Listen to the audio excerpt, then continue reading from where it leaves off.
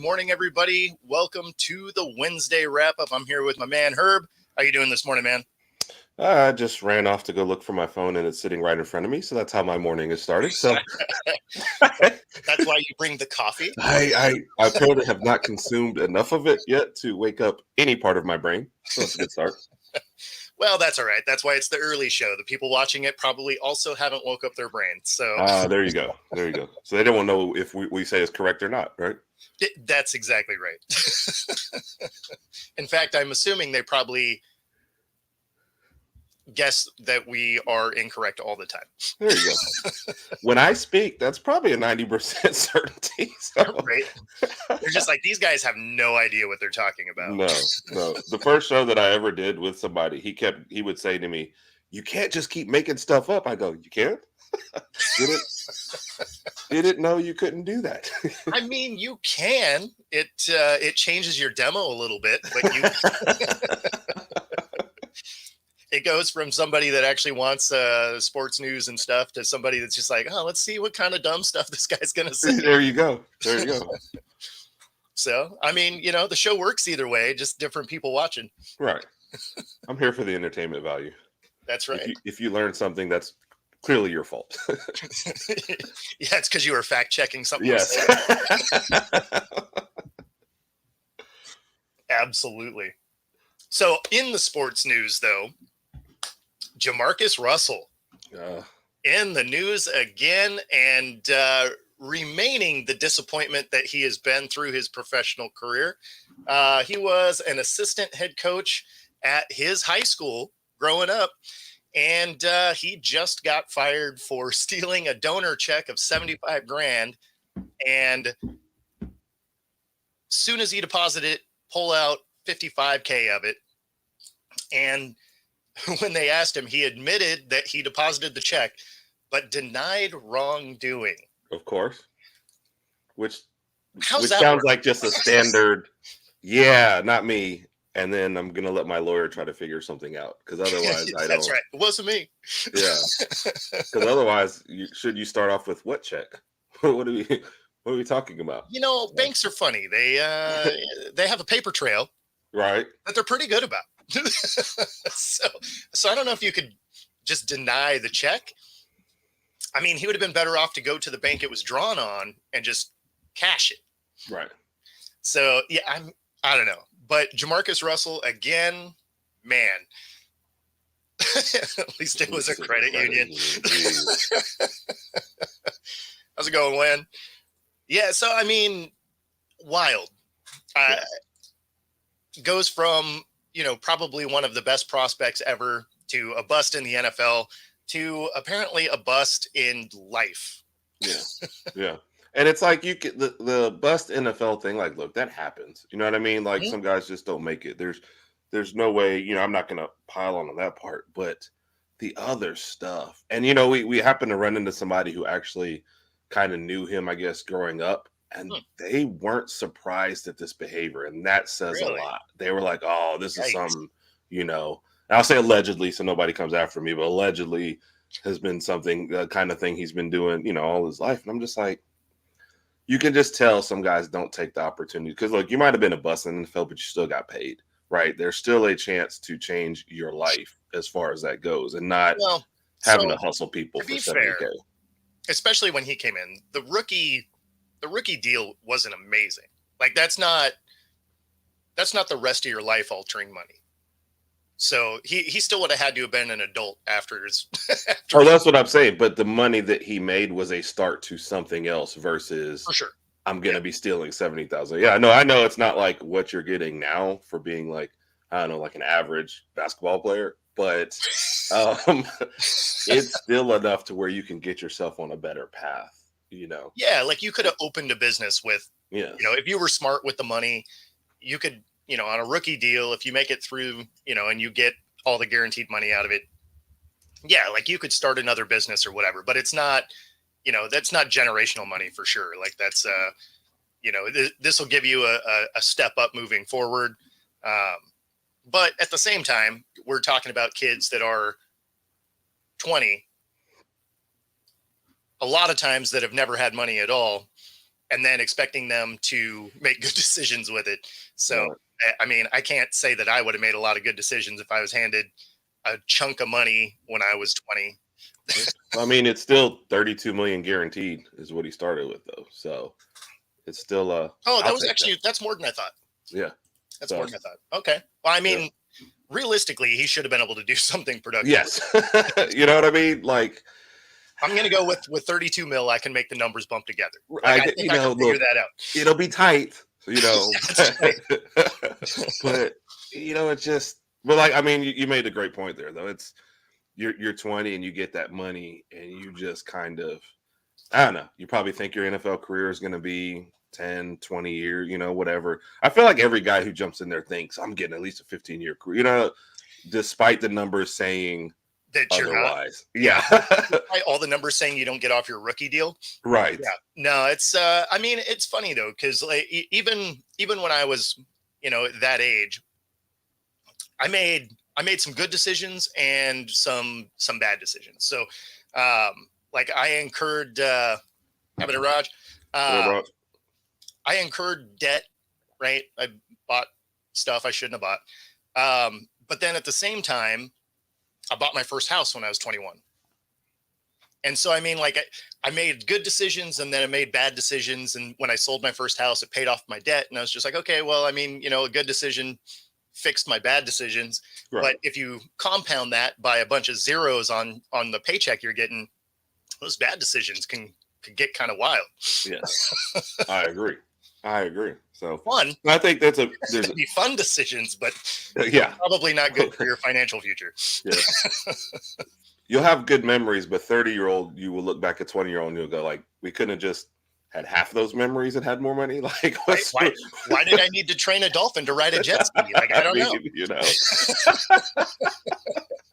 Yeah, it was awesome at the time, but can I just get that money back? So I don't know. And that kind of gets you down the rabbit hole. I mean, but it kind of gets you down that rabbit hole of like who's around the people that are coming up like this and what's kind of going on and who's helping. So I know it's not necessarily where we're going, but we were talking about this weekend about Trent Richardson and, because I think on Mr. U Show on Monday, he asked about the biggest busts. And I was like, that was one that hurt me personally because he's a Bama guy. And one of my friends who kind of knew that was like the same thing, man. The family was around him and they were doing this to get money. And he think it was just a huge distraction. It's just like, you wonder with Jamarcus Russell, same thing. Like, who's around you at these times? And like, you need somebody in your life who's not saying, yeah, like, he's got to have that circle still around him to be doing stuff like this. Yeah. And that's just, if you have somebody in your life who has no job, who's sleeping in your house and is basically relying on the money, but it's not providing us, like they're not cleaning your house. You know what I mean? They're not like, if that's all they're doing to survive, like those are not the people. They say they're your friends, but a friend wouldn't let you do that. I mean, that was MC Hammer's Yep. entire entourage, right? Yep. Like all his friends, he was paying to do stuff, and that's why, I mean, he ends up going bankrupt, right? So I mean, you gotta protect yourself, and it's something that you're asking a kid that grew up with these guys. They're fun, they're cool, they're hanging out, and then you have to try and like separate your friendship from your professional career, and most people don't have the ability to do that. Yep. So, and I'm not saying it's all. This is true. Yes. Yeah, they also disappear if you change careers, and it doesn't. There's nothing that benefits them anymore. That's something that I've noticed doing this right here. Is I gave up a successful HVAC company and moved to Mexico for a couple of years, whatever, come back. And, I hear the rumblings of people that I thought were friends that are like, oh yeah, he's messing up, ruining his life. And I'm just like, okay, all right. That's crazy. When this thing blows up, keep that same energy. Thank you. You know what I mean? And that's when those people come across. But also, like the people, and when you say rumblings, I'm assuming nobody wants to come up and like talk about it. Saying that to your face. So that's just like, Your friend is the person who will come and talk to you in person and say, like, I don't agree with you, and then still be there. Like, the other people are the ones that you hear about, and then they're just not there. Like, it just don't. Obviously, I've never been in this position, so I've had to weed out a whole lot, but it's disappointing. It's disappointing, but also good at the same time because they're telling you who they are. Right. True. So I didn't realize that Wednesday wrap up was going to be a TED Talk, but here we go. But yeah, no, I mean, it's funny. It is one thing, especially as you get older, you really learn and embrace when people tell you who they are, believe them. Yeah. So, when I start hearing that, or they'll drop those comments of, oh, how's your little show doing? That condescending dad shit. Yes. Good job, Buckaroo. Yeah. So, but yeah, no. So, I mean, it's funny because you listen to it. You don't take it to heart. It is what it is. You can think whatever you want. Basically. But, and it's no different than starting your own business, right? Like it's because I've started a few of those. I had an auto shop in my HVAC company, and, they'll be the same ones that'll never come to you, right? They'll never actually use your service, but they'll be like, oh yeah, I went to this shop and they ripped me off. And it's like, oh yeah, I mean, like, I'm a 3-time master tech and own a shop. Like, you probably could have came here. And they're like, is that what you do? It's like, okay. Is that what you do? Yeah. Okay. In that case, this door you walked in, just head on out. We're good. My life will be the exact same without you, if not better. So, yeah. That being said, if you're watching this and you are starting a podcast, just keep in mind that even if they don't support you, it doesn't matter, because your success is never going to be built on the people you know anyway. Thank you. Thanks, Jamarcus Russell. Jeez. Right? Way to make bad decisions. You're like, what started this whole thing, Jamarcus Russell? What? Yeah, well, what? I mean, that actually makes a lot of sense, though. Yeah. When you think about it. Don't make bad life choices. Yeah. That being said, Bo Jackson is going to be put into the Kansas City Royals Hall of Fame, which, rightfully so. That is a career that, man, I wish he'd have never got hurt, because, man, an amazing athlete. Yes. It will always be one of the greatest. And going back, I guess, I didn't realize that he wasn't. I mean, this seems like something that was maybe well overdue for Bo Jackson. So I don't know. Well, like, what sparked it at this exact time? So that I don't know. I mean, I know it's been 30 years since he played, so maybe that played a role. I don't know. But I guess the hard part with him is his career was short because of the injury.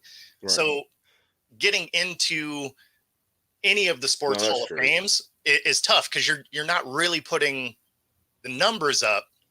So if you're putting him in, it's kind of based on memories, potential not reached. Yeah. Right. Because, I mean, had he stayed healthy, I mean, he's breaking records all over the place. Yeah. So, but because he gets hurt, none of that happens. And if you're doing it off of Tecmo, absolutely. That sadly enough, that was going to be my next point, which also kind of shows my age. But everyone knows if you didn't pick Bo Jackson's play in Tecmo Super Bowl, he was gonna run all over you. So, oh yeah, I mean, all you had to do is that sweep play, and it was a wrap. Yes. Yep. And sometimes you'd pick the same play in your whole line, which I loved about Tecmo Bowl. If the other team picked the same play as you, your line fell apart. Linemen would go bouncing down the field, and Bo Jackson would still score. Yes, and Bo would still find a way. The guy was like, "This is like, who made this game and put his speed on 200 and everyone up on like 50?" I mean, you could literally run, if you were goal line stand at the 1, you could run backwards into your end zone and still score. Because we would do that to each other just to make each other mad. And then, of course, eventually you were just like, okay, nobody's allowed to take the Raiders. Like, you can play anybody else, but no one's allowed to have Bo Jackson. Yep. That was crazy. But no, it'll always be one of the great what ifs, because he's got to be the best athlete that most people, especially from that generation, have ever seen, and was doing it seamlessly in like 2 sports. It was just crazy. I mean, he was an all-star in 2 sports, so it's not even like it was like I mean, he was an all-star. You're just like, okay, Pro Bowl, all-star. You're just like, all right. I mean, man. Yeah. And realistically, he may still be the best athlete I've ever seen. Like, yes. Yeah, I mean, even if you're thinking of all the new athletes, I mean, probably one of the best just pure athletes I've ever seen. Yes. No. And I think that's without question. And I know people will call up stuff now. I always give nowadays, not an asterisk, but I'm like, look, you have better programs these days. Like you're feeding 6 and 7-year-olds like weight programs, you know what I mean? So like you're going to get a little bit more out of today's athlete than you did back then. Bo was just Bo. I mean, that man was amazing. And like I said, built for 2 sports and could just handle the whole thing. Not like, I know Deion did it, but Bo was like, a beast in it in both. Yes. So, yeah, I mean, if you were looking at it as, if you're going to go off the 2 sport athletes, the successful ones, we're not going to throw like Michael Jordan's in there, shit like that. But, excuse me, Michael Jordan only ever played basketball, and you can't prove otherwise to me right now on this exact show. I mean, I feel like I could screen share some craziness. I will close my eyes through the whole segment. I will pretend like that never existed. I'll just log out until it's time. Right. But yeah, I mean, when you're comparing those two, that's not a real comparison. No. I mean, at all. What Deion did was impressive. No question. Right. Yeah. I mean, he plays in a World Series, he plays 2 sports and on the same day. I mean, or it was consecutive days or whatever. So, right. I mean, it impressive. But yeah, Bo Jackson was just a different type of animal. So very cool to see him get in. Yep. You hear people talk about, will he ever get into, Pro Football Hall of Fame, stuff like that. It's like, it's just on potential, but that's not how they vote. No. I mean, if you rightfully so. Yeah, exactly. I mean, you can't, because there's always tons of failed potential. Right. But I mean, when he was playing, you're just like, man, this isn't even fair. Right. Right. No, I agree. No, it would be a disservice if it was like the Pro Football Hall of Fame, especially for guys who like actually had careers and were debating it. Like, what are you doing? Well, if if you extrapolate out his numbers, this is what Bo would have had. I mean, there's every another chance that, like, even without the injury, like, I don't agree with this, but you never know what's going to happen the next year. Maybe all of a sudden he gets fumbleitis or something. I mean, you just never know how, exactly. You know what I mean? You can't say that fairly. Would I argue with you? You said, nah, Bo would have been great. But yeah, you can't do that. Yeah. Well, I mean, yeah, you would look at it and be like, yeah, he was going to be great. Like, you don't even have to watch a lot of tape to be like, nah, he'd have been the man. But who knows? Like, maybe he stops being able to pick up the baseball. Right. Well, all of a sudden now batting is an issue. You're not playing baseball anymore. Right. So, I mean, there's a lot of things that could have happened had his career continued. But yeah, no, but all that being said, very cool that the Royals put him in. Agreed. Obviously one of the like highlights that you always see of him, even today, is, him catching that deep fly to center and then running up the wall. But that's where you needed some of those baseball games. I'm curious what he would have been in one of those. I mean, as dominant as he was in Tecmo Bowl, imagine if he was like Major League 2000 or something, where you could smash it over the fence all the time anyway. Could you, like, it would leave every stadium. Yes. Yes. Oh, Jackson hit it for 536. Oh, they should have done that. I can't believe somebody didn't capitalize on that. I guess football was the easier one to make him dominant in. So. Well, yeah, because all you had to have is speed, right? Yeah.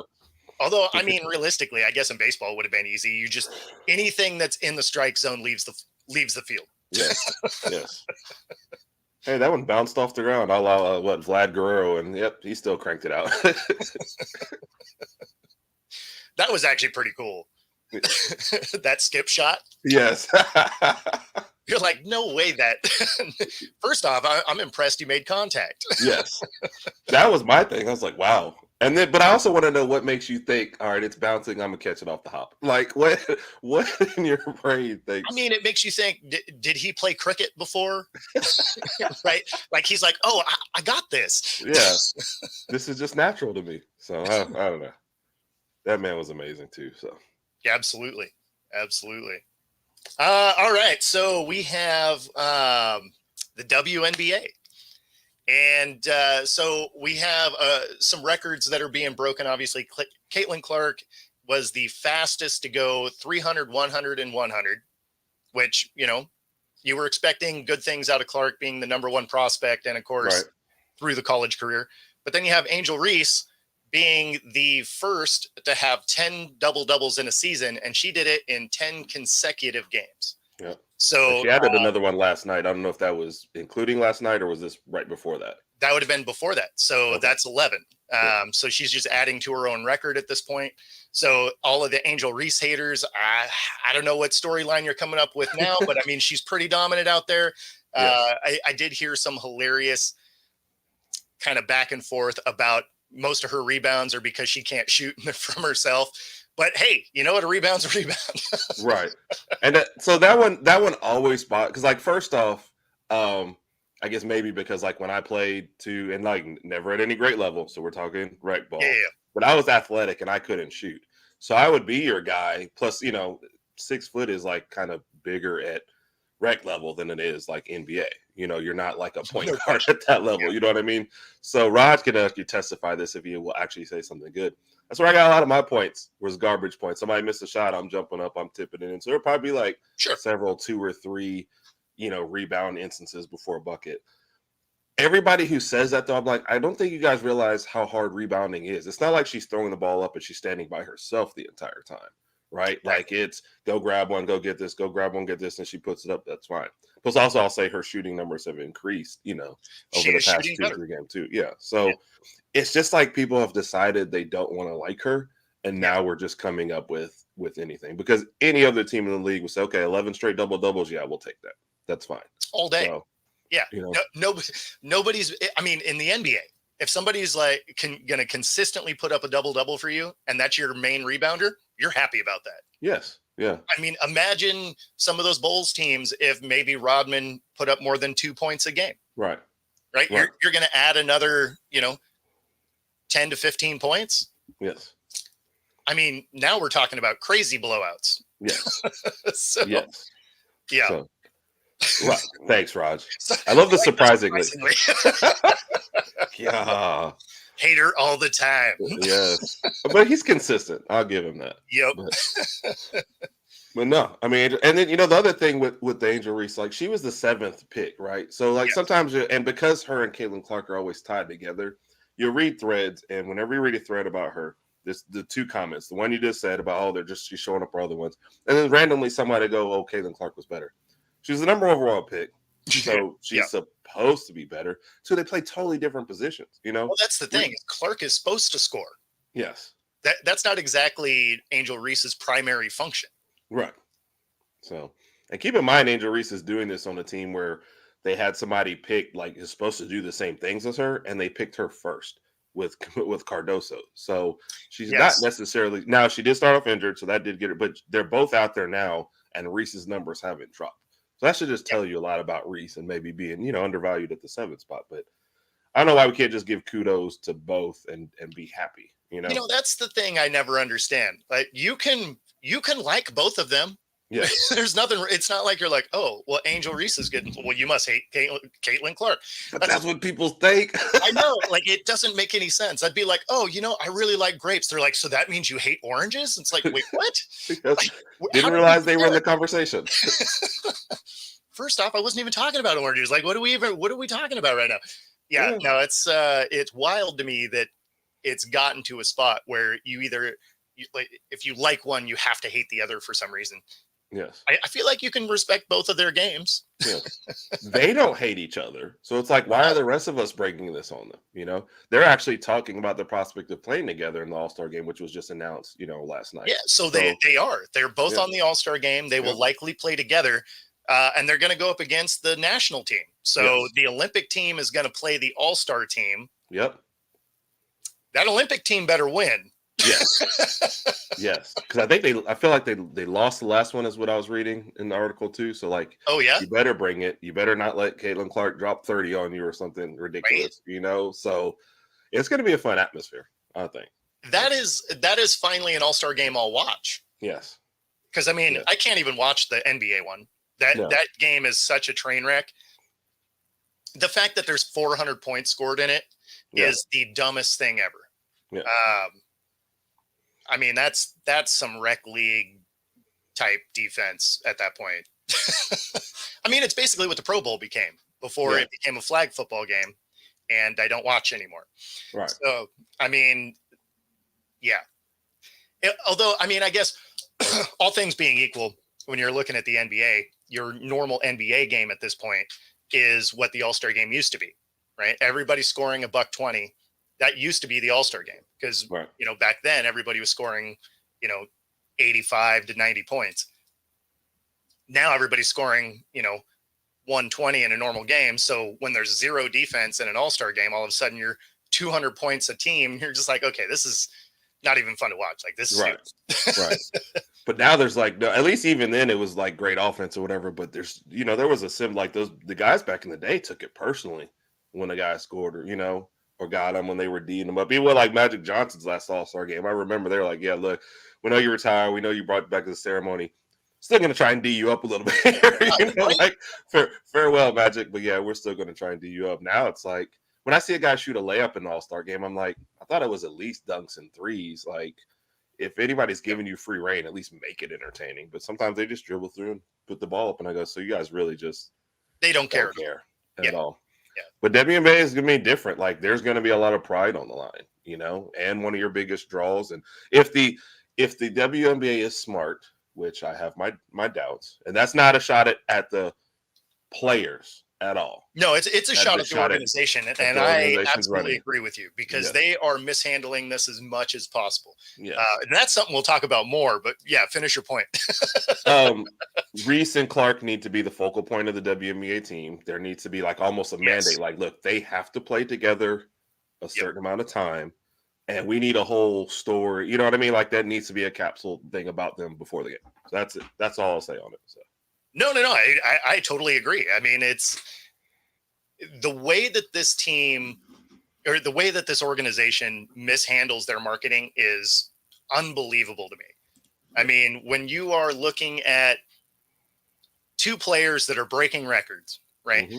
You have this great story to follow through college. Goes into a national championship game. There's obvious sides between the two because they're chirping at each other. It's a fun storyline, and they were incredibly dominant. You get into the NBA, and you could have some high school DECA student doing better marketing than what the WNBA does. And that is mind-boggling to me because the storyline writes itself. Like, you don't even have to try. Thank you. Right? You got two players. They have an obvious rivalry. You can have some bird magic action happening. Both breaking records. You can't figure out how to market this so that people are watching, and you can't figure out how to put this in some sort of network TV so that people don't have to pay for streaming to find your game. Like, you're talking about having a hard time getting viewers, and you make it hard to view. Yes. Thank you. It's almost like because Angel Reese went 7th, they were like, oh, we're not sure about this. Like, the personality carried her at the beginning, and the play is carrying her in the second half. Like, it was all there. But they put everything on Caitlin Clark, and it's like, you have to have something else out there. You know, like you can't, you know, I hope she always has a healthy career. But, you know, if she gets injured tomorrow, you're going to tell me that whole thing's going to fall apart. Like, do some other stuff. But the Angel Reese, Caitlin Clark one, to your point, is an easy one. Like, I could have put something together. Well, and because you have to protect yourself from potentially, you know, one of them getting hurt, you're not going to backfill some Brink because, I mean, she was 3rd in all-time scoring, right? So, I mean, it's not like she was terrible. So, no, I know. Yeah, I don't know. Like I said at the very beginning of the year, everything was Caitlin Clark, and then there was nothing else. So it was just weird. No, it's definitely something I don't understand. And I mean, everyone that I've talked to that is in the marketing field, they're just like, I don't really understand what they're doing. Yeah. I mean, everything you have is a slam dunk and easy to market, and you even have, you know, spokespeople for it, right? I mean, because it's a sport, so you're dialing in on players themselves. So it's not like you have to fabricate anything. Everything is just like laying out in front of you, and you're just like, nah, I'm good. Like, I don't get it. I don't get it. Like, you know what? We have these charter flights. I think we should go back to riding the bus. Yes. Yes. Which I wouldn't be surprised if somebody actually, we could still save some money. Like, no, this is the time to move forward. Let's get this out there. Let's get some special stuff going on. I'd have already approached Angel Reese and Caitlin Clark. Like, hey, yeah, we're going to need you guys out here at this time. And y'all are pretty much going to be best friends during this whole thing. Like, well, what? And how do you not have a tour almost of some of these during the Olympics, because there's a break in the WNBA season because you're moving all these players over to play in the Olympics, which means you have some time. You could be doing a tour where they're doing signing engagements and whatever. And I mean, I don't know, like, it's wild to me that they're not taking advantage of one of the easiest marketing kind of programs you could have. Yes. That being said, it'll be taught in every college marketing class forever of how to not handle a situation. They're like, yeah, so if you ever wanted to see exactly the opposite of what you want to do, check out the WNBA. Yeah. No, I agree.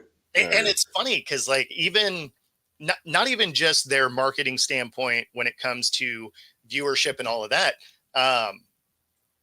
even when it comes down to individual teams.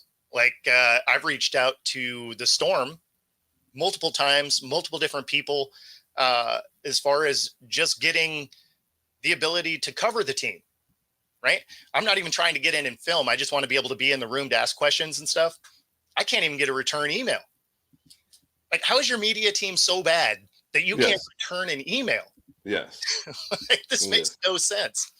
Yeah. I worked for a bad boss that was like that. And one of the guys that came and worked for us for a time and left said, he's treating this like a hobby.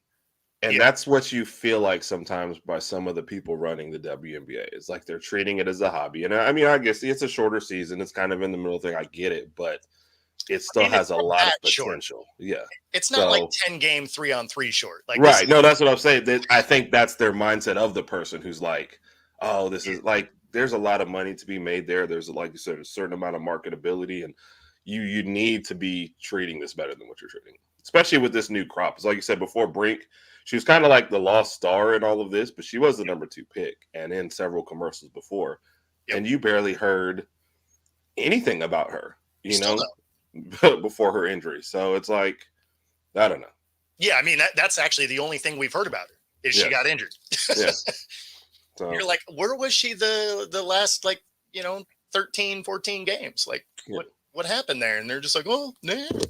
Yeah. I don't know. This is one of the best crops that they've had of rookies come in, and they could have just. I mean, I would have done a whole rookies versus vets thing with that whole arguments that got started before here. I mean, it's like the storyline just kind of. It's easy. Like, it's some of the easiest marketing ever, especially because the NBA was a bad watch, right? Like, it was not an enjoyable. The product has become terrible. Yeah. So you're coming off of college basketball where the men's side is a lot of movement, a lot of one and dones. There's no storylines to follow. So the women's side becomes a very marketable end, right? You got the storylines you used to have on the men's side where you have careers you can follow. You're watching rivalries form. They go directly into the WNBA. So now you have this product that people are already geared up to watch because it was only, 2 weeks into the draft, 2 weeks into the season. You're putting it up against a product that largely isn't great. So people are ready for basketball. And you're just like, go on vacation, I guess. Yes. I mean, it's like I'm trying, because I know it doesn't need to go super long, but it's like every time we talk about this, another thing pops in my head. Of like, and I'm like, this isn't even my job. This is, but guess what? Caitlin Clark beat Diana Taurasi the other night. Yeah. Wasn't that a bigger story? It's just. Yeah, that was a footnote. They're like, oh, yeah. Caitlin Clark had a good game and she beat Taurasi. Yeah. You're just like, what? You mean the person you guys said was trash talking her before the season? Like, the vet in her last Olympics that some people think took Caitlin Clark's position on the Olympic team. Like, hey, those are just two, storylines off the top of your head. So, right. Yeah. Man, I don't know. Speaking of bad marketing though, so I was at the final AFL game of the season here in Seattle over the weekend, and most people didn't know the season happened. Yes. You only did because I talked about it. Yes. Otherwise, no one would have any idea. Again, I don't really get how these leagues are going to be successful if nobody even knows that you're playing. Right. So you go in for this final game, and granted, both teams weren't good. They were fighting for last place in the league, right? So, the final game, it wasn't good teams. That being said, you can go to one of these teams, or you can go to one of these games for, the cheapest ticket's like $20. Right. Right. So if you go in there, and for this final game, there was actually a promo code for 50% off, right? So you could go to a professional sports game for $10. So say you take for me, it'd be like, take my wife, we go get a beer and a pretzel or whatever. So you're telling me I can have, 2.5 hours, 3 hours of entertainment for $50? Right. You can't go to Burger King for that. Right. Right. So, which, by the way, the AFL has also always been kind of an entertaining product. It's not like you were going to skip an NFL game or college game to watch it, but it was never on, at those times. So I remember, oh, hey, I want a quick football fix. Oh, here's a game on. Oh, they're running this. It was always, they made it into a fun product. So like you said, and to your point there, when we went to like the Stallions game, the UFL stuff, tickets started $10, You can upgrade to a decent one for like 18. I'm like, why not? Football, at the stadium for that price? Exactly. I'm in, Like, are you going to watch it on TV? Man, I don't know, right? Because generally there's a step down in the product. You're used to watching the NFL. So, I get that. But are you going to go to the game? Absolutely. Yes. Because you're not just there for the game, you're there for the experience and everything. And that's where it was disappointed that it's marketed so poorly. Because that was one of the things with the AFL is, in years past, was, did it get great like TV numbers? No, but the stadiums were full. Yes. Like, people were watching these games. Yeah. On Saturday, I would say maybe 1,000 people in that stadium. So it's just a lot of empty seats. Yeah. And I would say 1,000 would be generous. Right. Wow. And that's just weird to me. So true story. I think I was on vacation, and then one of the kids that was there, we're just talking about football, and he mentioned the arena. Is like, yeah. I was like, yeah. I said, I don't know what happened to them, because they used to play. I remember those games being on all the time. And then we did a podcast with you, and you're like, oh, yeah. And I was like, wait. Like, it's serious. And I wasn't doing it to be funny. That was my serious question. Like, yeah. Oh, they're still playing? They still have teams? Yeah. So, all things being equal, they've gone bankrupt like 3 different times. Right. So, it's not a league that historically has been wildly successful. But a lot of that I blame on the fact that it's always marketed kind of terribly. During its best times is when there were big names that dropped down to that level. Right. And then, to get their next shot at the NFL. Arena's probably not going to garner that attention anymore because the UFL exists. Right. And, if you're an NFL guy, or you're trying to break back into it or whatever, are you going to go play arena, or are you going to go to football that is basically the same? Right. You're going to go to one that's basically the same. Yeah. Because arena ball is definitely different. Yeah. Certainly to play. Yeah. A lot of different rules. Obviously, alignments are different. People are moving on offense. there's a lot of weirdness to the sport itself.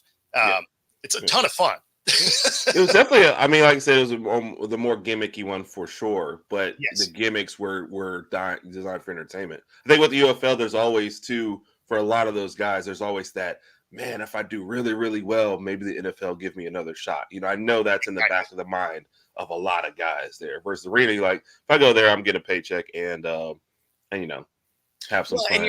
And you're not even really getting a paycheck is the thing. So what a lot of people don't realize is arena ball does not pay well, right? You are, I mean, at the end of the day, you get to say, hey, I played pro sports. Hey, you make a few hundred bucks a game.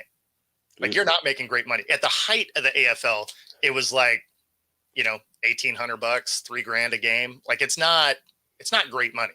Right. Okay. So especially when you figure the season's not that long. So like if you played all year, sure, you know, $1,800, $3,000 a game could be significant, but you're going to play 12 games. Right. So you're still going to have a full-time job. Yeah. And that was at the height, right? So when you're talking about what it is today, where it's, you know, $300 maybe, $300 12 times is not exactly paying bills. So you sell a house on Friday and they're like, what are you guys doing this weekend? Oh, I got a game this weekend. Let me jump on an airplane, you know, whatever. I mean, so like when I played, it was you got a paycheck. They paid for your travel. And they fed you on game day. Mm-hmm. That was it. Yeah. That's it. So then the next morning you just wrap them bruises up and go back to work. Right? So I think that's one thing that people kind of get the wrong idea about is that all levels of professional sport, you're making awesome money. Basically, unless you have that top level crest on the jersey, you ain't making any money. Yeah. I feel you. You still get to say you got paid to play. Yeah. Which is awesome. I mean, I would rather honestly have that story than not, you know, and that's something nobody could take away from you. And I mean, that'd be kind of cool. I'd lead off every party with, hey, what do you do? I don't know. You play the AFL, you know, like, what? No, exactly. I mean, I honestly would. And that would be impressive to me if I was on the other end of that story. So, no, I mean, it's like, it's a cool talking point, right? Yeah. Like me being able to say I played arena ball is awesome. Yes. Agreed. But then one of the next questions is like, oh, yeah, well, you know, like, what did you get paid and stuff? And you're like, I mean, you know, a Pepsi and a song. Did you have to go to that question next? Can we talk about, you know, my fun experiences, you know? Like, yeah, no, exactly. You're just like, oh, yeah. Like, what did you make throughout the career? Yeah, you know, I was able to buy some Rolos and a pack of big. Like, I wasn't even able to buy a king size candy bar. Oh, no, king size. Oh, that was going to be my honest next question. So, no, it's the fun size. You get 2 Rolos. Oh wow. But wouldn't trade it. Oh no, wouldn't trade it. But yeah, no, it's. But yeah, I don't see how these leagues are gonna move forward. Exactly, no king size. I don't know how these people are gonna move forward if they're not gonna make it so people can see it. Right. Because even locally, nobody knew that. I mean, a lot of people didn't even know we had a team. Right. Right. Which is why I was like, oh, I want to cover this. I want to see spring football succeed. Just because, you know, it hasn't and it should. I mean, any kind of next level element to help people continue their career, I want to be a thing, even if it's a sport I'm not particularly fond of. Like I hate soccer. I can't get into it. It's long, it's boring, it ends in ties, everybody flops. Like I can't wrap my head around it. So if you're watching soccer, sorry, not my thing. But see, now you're hitting me and Rod. So hey, let me say hi to mom. Hi mom. Hi kids. Hi Royal. Hi Lauren. Rod said they're watching. Hey. He actually started us out on soccer. So Rod and I both played since we were both 6 years old. So I can play. Playing's actually fun. Watching it is like. So like I've watched a little of the Euros that are on right now. Mm-hmm. Watching to me has a lot to do with the atmosphere that's there and the stakes in the game versus like I can't watch a regular game. The way you paused on the A, it sounded like you were going to go with really depends on the alcohol. Oh, I mean, well, my mom's watching, so I gotcha. I drink a lot of milk during athletic events. But yeah, I mean, so especially on the men's side, I really can't watch the men's side. The women's side, like that is a more physical brand, Right. and there's a little less crying. Yeah. So if I am going to watch it, I'll probably watch the women's national team over the men's national team. Now, granted, I don't have to worry about it because men's national team got bounced before they even got in the knockout rounds. I mean, that's impressive. That's just you do all this overhauling and new coach and everything, and we're still in the same spot. It's like somebody just said it the one time. It's like until soccer is like a priority in America, like the teams will never be good. We just put more into like our football and our basketball and all the other in baseball. And like when you're a kid growing up, soccer is like a distant fourth, fifth, choice. Oh yeah, for most people. Yeah, it's not even on the radar, really. Yeah. So yeah. No, I mean, I don't know. Like the national, I feel like they should accidentally be better than they are. I agree. I think we have too many resources to not be better than we are. Like you have still a huge sample size of people to be pulling from and several great athletes and skilled players. Like I don't know. Plus we're, as the United States, like we're supposed to want to be great at everything, right? Anything that we're not great at, we get insulted usually. So. Yeah, which I mean, I guess brings us to the next part of that is our football national team got absolutely smoked by Japan.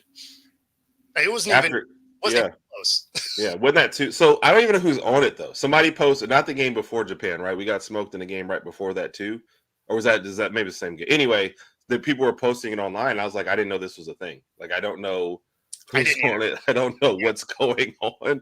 Yeah. I was like, I don't even know how you guys found that score.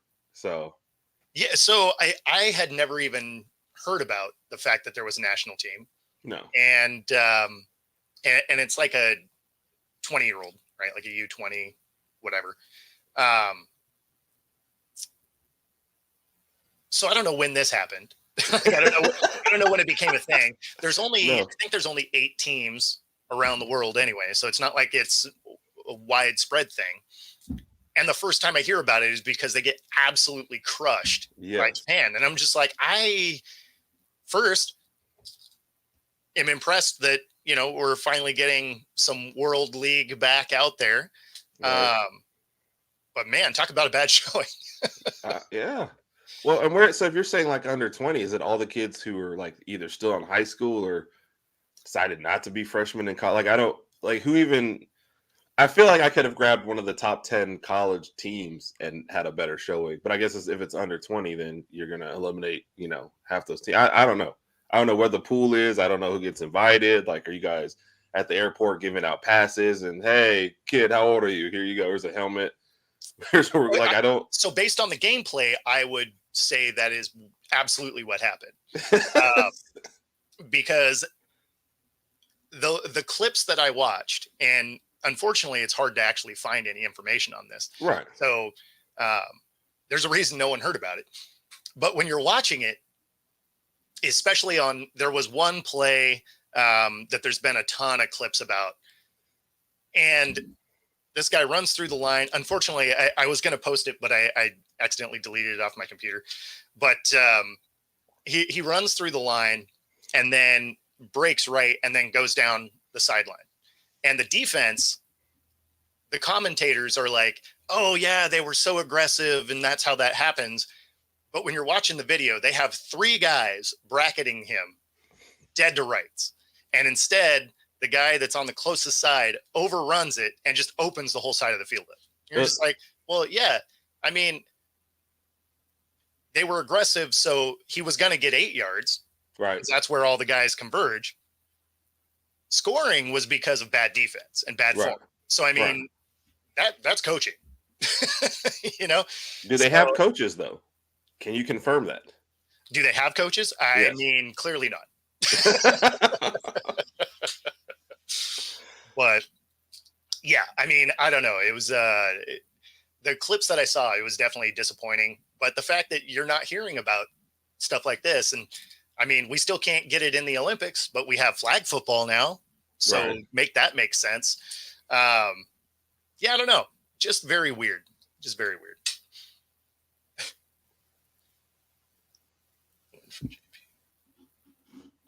Reading through. Yeah. Raj was actually a great soccer player. He's almost broke the record in his senior year. Yep. So Raj is amazing. He's giving me credit there, but Raj was a much better player. I played on a travel league for a couple of years, so that's where I had my best soccer. But he was always a much better skilled player. So I have to give him his kudos. Yeah, I'll probably say something insulting here in a minute, but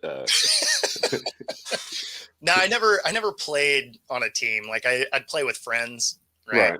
But yeah, I never played on a team. Actually, the only true team sport I played was football.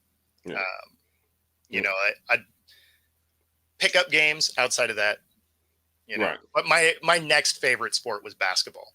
Yeah, and that was ours. Basketball and soccer was us growing up. I gotcha. Yeah. I mean, a couple of years of baseball and a couple of years of football. Yeah. So I was a perimeter shooter. Yeah. Which, I mean, that's fine.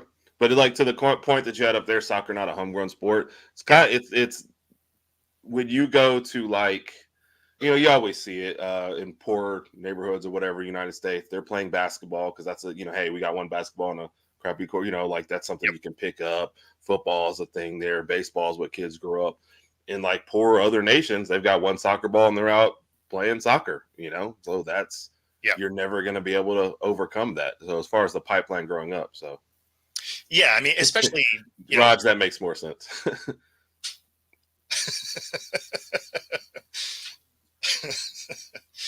Yes. This is my brother. I love him. That is hilarious. Yeah, I mean, that is the difference, right? Is here you're picking up a football because you can have tons of people play. You only need one ball. Around the world, soccer is that sport. Yes. You know, baseball, that one's harder because there is gear that you need. Yes. Like you can pick up a ball and a stick, and I mean you can play that way, and you do, but you know, it's easier to just find a football and, you know, go and play, and or basketball. Basketball, the same football way. And basketball, I think, would be the first two as far as here. And like I said, soccer ball, other places. So yeah.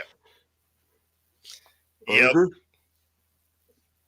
Man. I think it's Brian Kelly.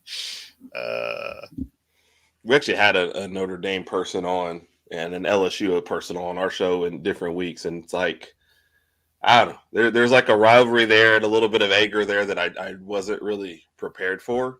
Yeah. But you see, well, I guess because of the way, and that's the Notre Dame guy, he explained that too. Appreciate him coming on there. 5'0" is his is his podcast handle.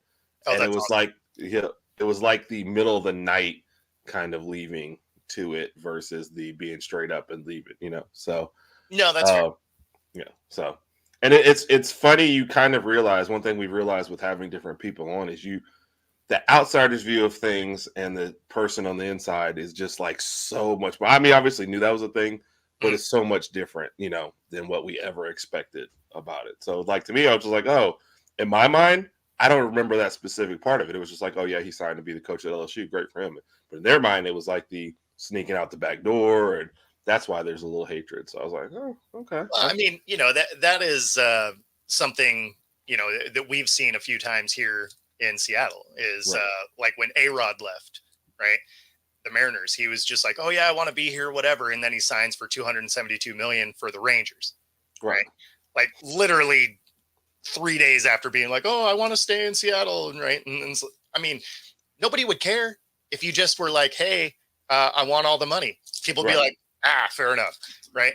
Or like Russell Wilson, I want to be here and win championships. And then it was literally 3 weeks later, he's like, these are the places I'll go. Right. It's just like, wow, okay. Like you not even trying. So who do you blame though? Do you blame the media for even asking that question or the player? Like you're leading them into a trap, right? No, it's the player. It's the player. So, and I'll make this comparison and you'll see why. So you can, if you just want to be upfront about, hey, I want to go, or I want more money or whatever, nobody's going to have a problem with that. But when you spend your whole career trying to build you as the good guy, right? Tiger Woods. Everybody loses their mind when you are banging every chick that's ever walked by, right? They're like, oh my God, because his whole thing was building this I'm a nice guy persona, right? Whereas on the other end, when you think about Charlie Sheen, you're like, oh yeah, he did blowing hookers, and you're just like, yeah, I mean, yeah, it's Charlie Sheen, right? Well, I mean, it had it been Tiger Woods doing that, it would have been this huge scandal. But when it's Charlie Sheen, because that's the persona he put out, you're just like, yeah, no, I mean, that tracks. So, so if you have players that are sitting here trying to be the good guy the whole time, and then they go and, show you what they actually are, all of a sudden you're just like, oh, okay, well, now that changes how people feel about you. In fact, it makes people mad because they believed this false story that you were putting out. Had he just been upfront, in A-Rod's situation, hey, I'm exploring options, I'm trying to get paid. Yeah. Everybody be like, fair enough, right? Because if you are at your company and it's contract time and where you're at, they're like, yeah, we're going to give you 30 cents more. And the company across the street is like, hey, we'll give you a $5 raise. Nobody's mad if you go across the street. Right. Unless you're like, I'm going to stay here no matter what. And then the next day you're like, deuces, yo. Like, that makes you feel some kind of way. I feel that. So as a player, though, do you just avoid answering that question, or do you honestly just give it like, hey, are you staying here? Do you honestly just say, hey, I'm exploring all options? Because it feels like people turn on you quicker if you do that. Well, no. So what you'd say in that situation is still gamesmanship, right? Because you have to still kind of protect your brand to some degree, but you just be like, no, like, I would like to stay here. I've built my career here. I live here. This is my community. Right. But I won't say that I haven't entertained other options. Right. Or in his case, where like in Russell Wilson's case, he's like, I'm forcing my way out because he was still under contract. Right. There's no way to make that look good, especially if you're going to, 3 weeks prior, be like, I want to be here forever. I want to finish my career here. I mean, you can't say dumb stuff like that and then force your way out of a contract. Like you look like the biggest douche ever doing that. Sports Life Coach Bo, brought to you by the Wednesday Wrap Up. Right. All these TED Talks. So not where I expected today. Yeah. Well, I apologize. I probably dragged us into a couple of things, but some of those really sparked some opinions from me for sure. So. No, I mean it's funny because it's the week in review. So I mean that's what we did is we talked about things that happened over this last week in sports, and the conversations go where they go. Yeah. I didn't know about the Philly deal part of it, so yeah. So that was there was a potential trade where we would have ended up with Hurts and they would have got Wilson. Wow. I would say everybody came out better on this deal, not doing that deal. Yeah. Because the Hawks ended up with a lot of pieces. Right. And the Eagles didn't get destroyed. So, dodged a bullet. Right. Like I think it worked out the way it was supposed to work out. Not for Denver fans. I would imagine they would have loved if the Eagles would have taken him, but because the Broncos are still searching, we'll say. But that brings us to the top of the hour. So if you are watching, be sure to like and subscribe. It does help us bring our content to you. If you're watching on Roku, stay tuned for the next hour. Other than that, we will see you next week.